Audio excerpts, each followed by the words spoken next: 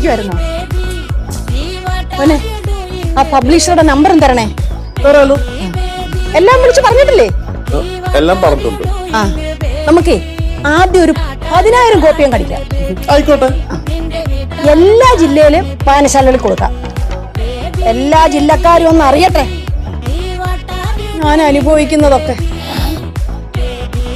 അമ്മ, അമ്മ ഈ ചെയ്യണ ശരിയല്ല കേട്ടാ. എന്റെ ശരിയും തെറ്റുമൊക്കെ എനിക്കറിയാം.